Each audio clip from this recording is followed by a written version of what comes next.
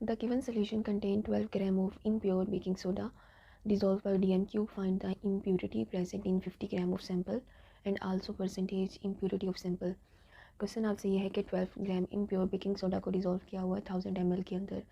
आपने दो चीज़ें बतानी है, एक तो इस सैम्पल की इम्प्योरिटी बतानी है, सैम्पल के अंदर इम्प्योरिटी कितने ग्राम्स में मौजूद है। अगर हम वेट जो है 12 ग्राम से बढ़ा के 50 ग्राम कर दें, और दूसरा आपने परसेंटेज से इम्प्योरिटी बतानी है सैम्पल की। अगर हम यहाँ पे देखें NaHCO3 ये एक वीक बेस है और इसके अगेंस्ट जो हम एसिड यूज़ करेंगे वो HCl यूज़ करेंगे। ये weak base strong acid titration है। यहाँ पे इंडिकेटर मिथाइल ऑरेंज यूज़ होगा। बाकी तमाम वही बातें आएंगी कि आपने स्टैंडर्ड सोल्यूशन बताना है, प्रिंसिपल, इंडिकेटर क्या है, एंड पॉइंट क्या है, प्रोसीजर वगैरह आप लोग बताएंगे इसका। नेक्स्ट हमने इसको सॉल्व करने के लिए सबसे पहले स्ट्रेंथ पता होनी चाहिए। स्ट्रेंथ या अमाउंट ऑफ NaHCO3 डिसॉल्व पर dm cube, molarity multiply molecular weight of NaHCO3। Molarity है 0.1, मोलिकुलर वेट में सोडियम 23 है, हाइड्रोजन 1, ऑक्सीजन के पुट करेंगे 48, यानी एक ऑक्सीजन का 16, 3 का 48 आएगा। इन सबको सॉल्व करेंगे आंसर आ जाएगा 84 और 8.4 आंसर आएगा। इसका मतलब ये है कि अगर 12 ग्राम आपके पास सैंपल है, उस सैंपल के अंदर NaHCO3 प्योर फॉर्म में कितना है 8.4 ग्राम। अगर आपके पास 1 ग्राम होता, 1 ग्राम में क्या होना था 8.4 डिवाइडेड बाई 12। अगर आपके पास 15 ग्राम सैंपल है, उस सैंपल के अंदर NaHCO3 कितना है प्योर फॉर्म में 12 है। 8.4 डिवाइड बाई 12 मल्टीप्लाई 50 और इसको हल करेंगे आंसर आएगा 35 ग्राम। अब ये जो 35 ग्राम निकल रहा है ये प्योर फॉर्म में निकला है NaHCO3। अगर आपके पास वेट 50 ग्राम हो, लेकिन उसने पूछा था आपने इम्प्योरिटी बतानी है, ठीक है। इम्प्योरिटी के लिए हम क्या करेंगे 50 में से माइनस कर देंगे 35 को जो प्योर चीज़ है, तो बाकी जो आंसर आएगा वो क्या निकलेगी इम्प्योरिटी निकलेगी। अगर आपने किसी भी चीज़ की इम्प्योरिटी निकालनी है तो सबसे पहले आपको जो भी गिवन कंपाउंड है जिसको स्टैंडर्डाइज कर रहे हैं उसकी प्योरिटी निकालनी पड़ती है, देन हम लोग इम्प्योरिटी निकालते हैं। परसेंटेज प्योरिटी, अगर परसेंटेज आपने वैल्यूज़ लगानी है 8.4 divided by mass of given impure compound कितना है 12, वो लगाएंगे, मल्टीप्लाई कर देंगे 100 से, आंसर निकल आएगा 70%। ये है प्योरिटी परसेंटेज की फॉर्म में। अगर इम्प्योरिटी की बात करें परसेंटेज की फॉर्म में 100 में से माइनस करने 70 30% आ जाएगा। और स्टूडेंट्स ये इस तरह के प्रैक्टिकल जिसमें परसेंटेज प्योरिटी इम्प्योरिटी निकाली जाती है काफ़ी ज़्यादा इंपॉर्टेंट कंसिडर होते हैं। नेक्स्ट प्रैक्टिकल है find out percentage purity of given sample of baking soda 11 gram which is dissolve पर dm क्यूब। इसमें सिर्फ आपने परसेंटेज प्योरिटी निकालनी है। इसमें इसी तरीके से मोलैरिटी निकलेगी। मोलैरिटी के बाद डायरेक्ट आप ये स्ट्रेंथ वाला फार्मूला अप्लाई करेंगे, ठीक है। स्ट्रेंथ वाला फार्मूला अप्लाई करने के बाद परसेंटेज प्योरिटी इम्प्योरिटी निकालेंगे। इसमें ये वाला जो स्टेप है वो आप नहीं करेंगे। इससे जो नेक्स्ट प्रैक्टिकल है उसमें भी वॉशिंग सोडा के अकॉर्डिंग कैलकुलेशन है, परसेंटेज प्योरिटी बतानी है। इसमें सिर्फ एक चेंज है कि आपने Na2CO3 और HCl, इसके HCl के 2 मोल यूज़ किए। यहाँ पे मोल रेशो 1:2 होगी क्योंकि आपने Na के 2 को बैलेंस करना है, इसलिए HCl भी आप 2 यूज़ करेंगे, 2NaCl बन जाएगा, कार्बन डाइऑक्साइड और पानी बनेगा। प्रोसीजर वही है, वीक बेस और स्ट्रॉन्ग एसिड के लिए 10 ml आपने बेस लेनी है कॉनिकल फ्लास्क में और 1 to 2 ड्रॉप मिथाइल ऑरेंज के ऐड करने हैं, येलो कलर आ जाएगा। फिर आपने ब्यूरेट में से लिया होगा वो इसके अंदर ऐड करेंगे, येलो कलर जो है वो रेड में चेंज हो जाए, वो एंड पॉइंट है। इसमें भी इसी तरीके से ये बनेगा, टेबल बनेगा। नेक्स्ट आपने कैलकुलेशंस करनी है और यहाँ पे जो मोलैरिटी का आंसर निकलेगा Na2CO3 की वो कितना है 0.05, क्योंकि यहाँ पे हमारी जो मोल रेशो है वो चेंज हुई है इसलिए आंसर 0.05 आ रहा है। आगे चूँकि कैलकुलेशन Na2CO3 के अकॉर्डिंग है तो इसकी स्ट्रेंथ मालूम की, आंसर आ गया 5.3 ग्राम। फिर उसके बाद percentage of Na2CO3 given solution में जो भी स्ट्रेंथ आपने निकाली है उसको डिवाइड करेंगे, 10 के ऊपर मल्टीप्लाई कर देंगे। नेक्स्ट हमने 5.3 इसकी स्ट्रेंथ आ रही है, पूछा क्या हुआ था परसेंटेज निकालनी है, परसेंटेज Na2CO3 और परसेंटेज का फार्मूला होता है, परसेंटेज का फार्मूला है strength of solution divided by mass और मल्टीप्लाई 100, सॉल्व करेंगे आंसर आ जाएगा 53%। ये आपके पास परसेंटेज निकल रही है किसकी Na2CO3 वॉशिंग सोडा की।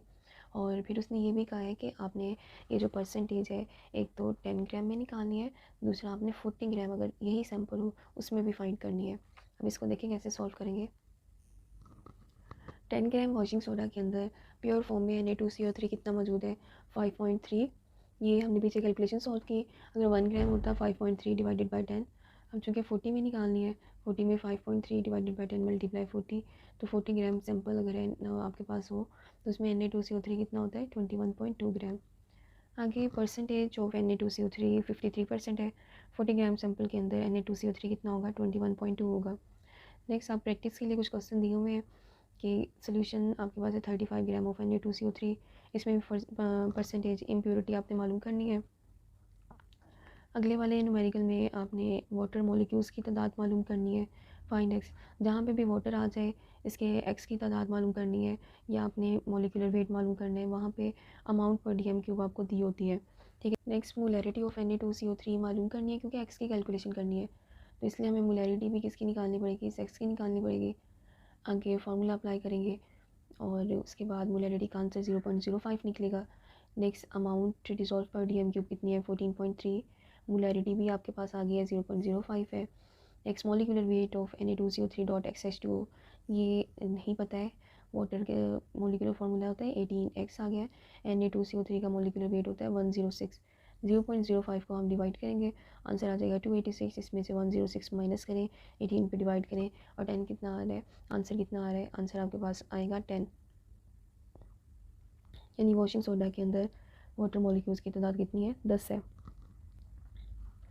अगला न्यूमेरिकल, इसमें भी परसेंटेज प्योरिटी इम्प्योरिटी को सॉल्व किया हुआ है। नेक्स्ट न्यूमेरिकल है, इसमें the given solution contain 1.38 gram of M2CO3 dissolve in 100 centimetre cube, calculate the atomic weight of metal and name of metal. 1.38 ग्राम है M2CO3, यानी इसमें हमें एटॉमिक वेट मालूम करना है और इसको डिसॉल्व किया हुआ है किसके अंदर 200 सेंटीमीटर क्यूब के अंदर।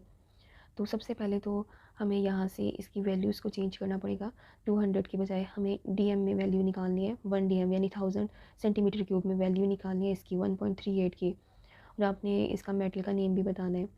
ये तमाम बातें वही हैं जो पुरानी चलती आ रही हैं। और M2CO3 इसकी मोलैरिटी निकालेंगे, मोलैरिटी के लिए इसको फाइंड करने के लिए HCl के साथ रिएक्शन किया, इसकी मोलैरिटी का आंसर निकलेगा 0.05। नेक्स्ट आपने ये करना है कि वैल्यूज़ इसको चेंज करना है, 200 की बजाय किस में लेके आनी है 1000 cm³ में। तो ये देखिए हम इसे कैसे सॉल्व करेंगे। सबसे पहले आपने इसकी मोलैरिटी निकाल ली है, उसके बाद है 200 cm³ सोल्यूशन है तो 1.38 आ जाएगा, ठीक है। ये किसी में भी वैल्यू दी हो सकती है, तो आपने ये काम करना है कि अगर 200 में है, 100 में है, 500 में है या 250 cm³ में वैल्यू है तो आप उसे हमेशा चेंज करें 1000 में, क्योंकि DM में ये कैलकुलेशन होती हैं।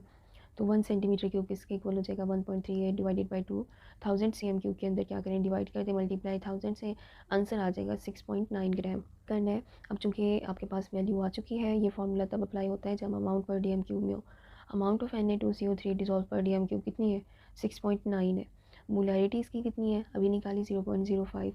मॉलिक्यूलर वेट ये तो आप मालूम करना चाहते हैं। नेक्स्ट आपके पास न्यूमेरिकल है, the given solution contain 6.3 gram of hydrated oxalic acid dissolve for DM³, find out the value of x. इसमें आपने एक्स की वैल्यू मालूम करनी है और ये प्रैक्टिकल काफ़ी ज़्यादा इंपॉर्टेंट है। 6.3 ग्राम आपको ऑक्सैलिक एसिड के अवेलेबल है। इसमें ये तमाम बातें वही principle standard indicator end point mole ratio वगैरह आपने बता दी है। और ऑक्सैलिक एसिड है ये, चूँकि एक डाइबेसिक एसिड होता है, इसे बैलेंस करने के लिए 2NaOH यूज़ करेंगे। यहाँ पे मोल रेशो 1:2 है। इस प्रैक्टिकल में सबसे पहले आपने ये जो ऑक्सैलिक एसिड है इसकी मोलैरिटी मालूम करनी है, फिर अमाउंट पर DM³ का फार्मूला अप्लाई करेंगे, दोबारा से टेबल बनाएंगे, मोलैरिटी फाइंड करेंगे ऑक्सैलिक एसिड की, उसके बाद ऑक्सैलिक एसिड का आंसर आता है 0.05। आगे है अमाउंट पर DM³ का फार्मूला अप्लाई किया, वैल्यू है 6.3, मोलैरिटी 0.05 और molecular weight of oxalic acid का वेट होता है 90 + 18x, क्योंकि हाइड्रेटेड ऑक्सैलिक एसिड का वाटर भी होंगे 18x। इसको डिवाइड करें आंसर आएगा 126। ये 90 अगर 18 के साथ प्लस हो रहा है तो इसे तब जाके माइनस, और आंसर कितना आ रहा है एक्स की वैल्यू 2, यानी ऑक्सैलिक एसिड के अंदर वाटर मॉलिक्यूल्स की तादाद कितनी होती है 2। उससे नेक्स्ट प्रैक्टिकल है, ये भी प्रैक्टिकल इंपॉर्टेंट है। 3.15 ऑफ ऑर्गेनिक डाइबेसिक एसिड यानी ऑक्सैलिक एसिड की बात की है, इसको डिसॉल्व किया हुआ है 500 के अंदर। आपने determine the relative molecular mass of organic dibasic acid, आपने इस डाइबेसिक एसिड का पूरे का मास बताना है। सबसे पहले तो हमें ये चेंज करना पड़ेगा कि ये जो डाइबेसिक एसिड की वैल्यू 500 में है आप इसे 1000 में लेके जाएंगे। बाकी इसके प्रिंसिपल स्टैंडर्ड मोल रेशोज़ वगैरह वही चीज़ें आ रही हैं। इसमें रीडिंग से के टेबल बनेगा, एसिड रीडिंग के अकॉर्डिंग वगैरह आप बनाएंगे इसे।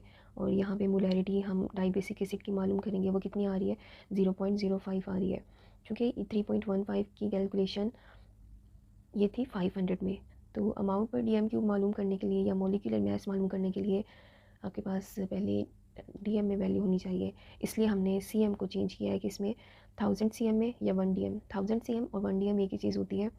500 CM cube solution contain organic dibasic acid 3.15। अगर 1 होता तो इसको डिवाइड कर दें। अगर आपके पास 1000 सीएम होते तो 3.15 डिवाइडेड बाई 500 मल्टीप्लाई 1000, आंसर कितना आ रहा है 6.3 ग्राम आ रहा है। आगे आपने बतानी है स्ट्रेंथ या amount of di organic acid की, वो कितनी है 6.3। मोलैरिटी आप मालूम करना चाहते हैं, मोलैरिटी आप अमाउंट पर डीएम क्यूब निकल आई 6.3, मोलैरिटी भी आपको पता है, और जो मॉलिक्यूलर वेट है ऑर्गेनिक एसिड का ये तो आप मालूम करना चाहते हैं। इसको डिवाइड कर दे, आंसर आएगा 126 ग्राम। और ये जो 126 ग्राम मॉलिक्यूलर मास है ये किसका है, ये ऑर्गेनिक डाई बेसिक एसिड का है। इस वीडियो में हमने वाटर मॉलिक्यूल्स की कैलकुलेशन कैसे करते हैं, 500 से डीएम में कैसे कन्वर्ट किया जाता है सॉल्यूशंस को, मॉलिक्यूलर वेट कैसे मालूम करते हैं, तो ये तमाम बातें सीखी हैं। आई होप स्टूडेंट्स आपको ये अच्छे तरीके से समझ आ गया होगा।